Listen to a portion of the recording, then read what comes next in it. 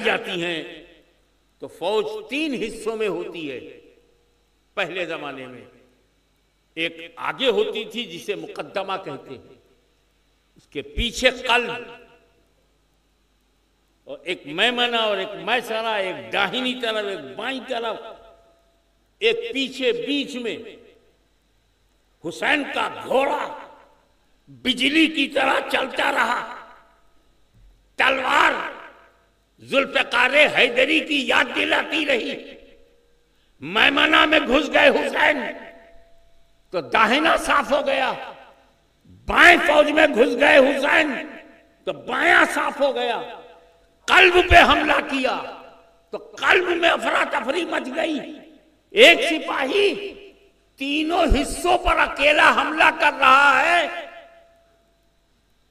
अरे जिसके नाना जैसा कोई नबी ना हो, उसके नवासे जैसा बहादुर कहां पैदा होगा। कमरे में रोटी खाकर जंग में जाना और है, भूखा प्यासा जाना और है, जो खा पी करके लड़ते हैं वो और हैं, जो भूख और प्यास लेके लड़ते हैं वो आम आदमी नहीं होते, वो मादियत से नहीं रूहानियत से, वो दुनिया के लिए नहीं रब के लिए लड़ते हैं। तलवार चलती रही, गाजर मूली की तरह लाशें गिरती रही। एक वार में 2-2 सरों को काट देना, एक ही वार में पूरी सफ की सफ को गिरा देना। ज्यादी भेड़ियों पर हुसैन जब हमला आवर हुए तो लाशों का ढेर लग गया। खा पी करके जो लड़ रहे थे वो मर रहे हैं, जो भूखा प्यासा मैदान में उतर गया वो घोड़े पर अभी भी रौनक अफरोज है। यजीदियों में हलचल मच गई। अकेला अकेला अगर सबको मारने में कामयाब हो गया तो हम इतिहास में अपना मुंह नहीं दिखा पाएंगे। एक नई तारीख बनेगी कि एक ही मुजाहिद ने पूरी फौज का सफाया कर दिया। इस तलवार को रोकना चाहिए, ये तलवार रुक जाए, इस तलवार का चलना बंद हो जाए। पर रोके कौन? उस चलती हुई तलवार को रोके कौन? जिस तलवार को भूख न रोक पाए, जिस तलवार को प्यास न रोक पाए,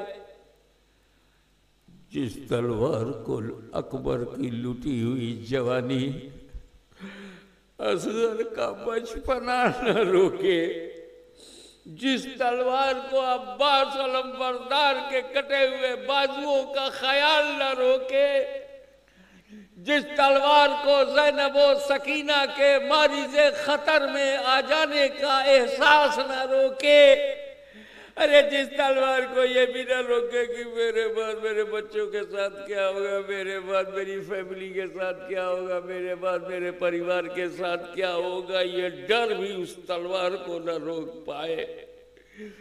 भूख न रोक पाए, प्यास न रोक पाए, यजीदी न रोक पाए, जियादी भेड़िए न रोक पाए, 20,000 का लश्कर न रोक पाए। इस तलवार को कैसे रोके? जब चलना शुरू हुई तो चलती रही।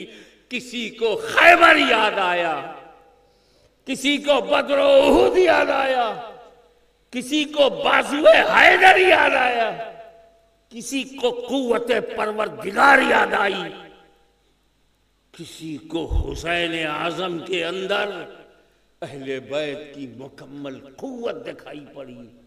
लड़ना है, हैरान है, परेशान है। तलवार रुकने का नाम नहीं ले रही है, मगर ये तलवार रुकना चाहिए, तलवार रुकना चाहिए, तलवार रुकना चाहिए। पर रोके कौन?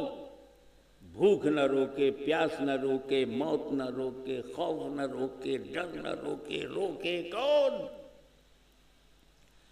अचानक तलवार रुक गई। अचानक तलवार रुक गई। हैरत में सारे यजीदी गाजर मूली की तरह काटने वाली तलवार रुक गई। यजीदियों को क्या पता, ये लड़ रहा था खुदा के लिए, रुक गया खुदा के लिए। तलवार चल रही थी खुदा के लिए और रुक गई खुदा के लिए, क्योंकि नमाज का वक्त हो गया। नमाज का वक्त हो गया।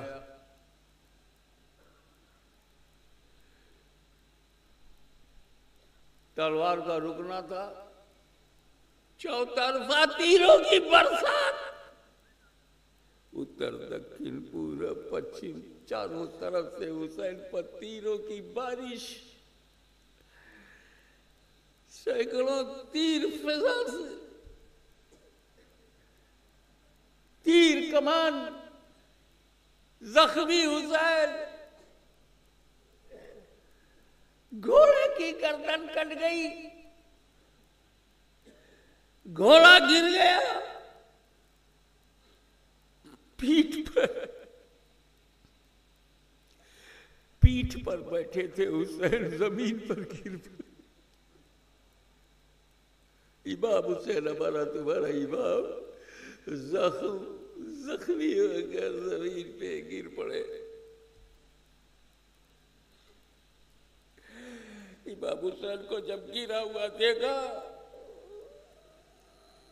तो शिब्र ने इमाम हुसैन की छाती पर अपना पैर रख के दबाया।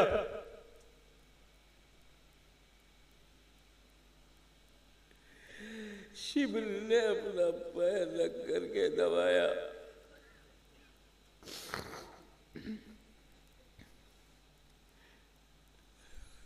और चाहा इसी हालत में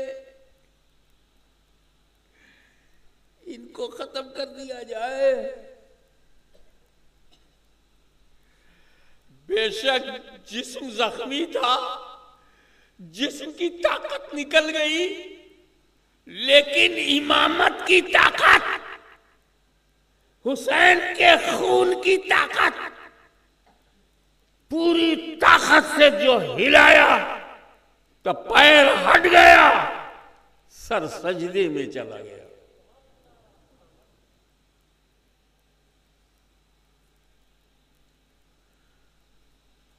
इमाम हुसैन का सर सजदे में है। मौला ये जंग मैंने तेरे लिए लड़ी और अपनी जान अब सजदे में तेरी बारगाह में दे रहा हूँ। एक खोली बिन यजीद या सलान बिन अनस या इनमें से कोई भी एक पत्थर दिलाया और उसने तलवार का, इमाम हुसैन सजदे में ध्यान दो, सजदे में, और तलवार से इतनी जोर से मारा